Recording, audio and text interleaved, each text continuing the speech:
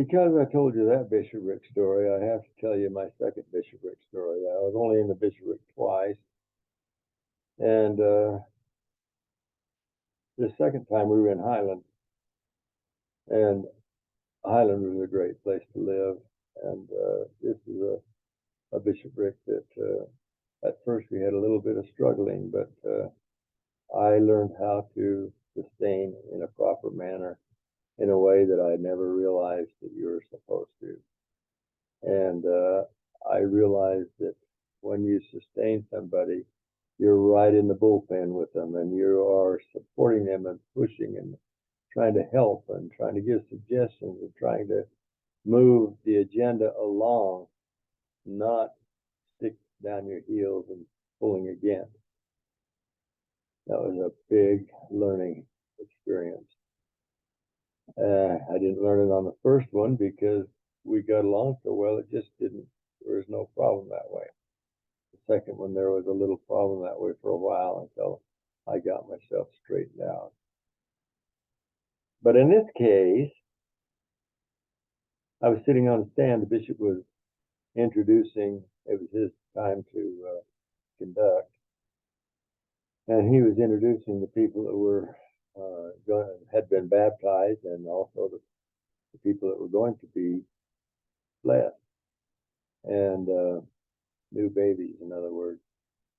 And while he was doing that, the father of a brand new baby came in with his family late, and they settled down into a bench while he came up to the front and handed across the barrier wall at the podium the card that you're supposed to fill out. So I was right there, and so I reached out and took it, and I looked at it, and it was all filled out except the baby's new name. He didn't fill it out. So I sat there and reasoned with myself. Now, if I get up and go down to the audience, it's going to make a stir throughout the whole audience. It's going to be a distraction. It isn't worth it because this baby's going to get the same name whether I do or whether I don't. Now, all of that's true. It probably wasn't the right decision. But I just wrote, in order to have something that Bishop wouldn't cue off of, I just wrote Jasper in that name spot. And then I handed it up to the bishop. And the bishop said, and then we'll have the blessing of the infant child of John and Marie Wallenstein. And his name will be Jasper Wallenstein. And the whole audience curled up and winced. It was just really not accepted well. And as I watched Sister Wallenstein, she reared up in her seat and she mouthed, no. And the bishop said, oh, no? Well, this is as good a time as any to change it. What do you want to call him? Okay, Sam Wallenstein it'll be. Do you know what I told you?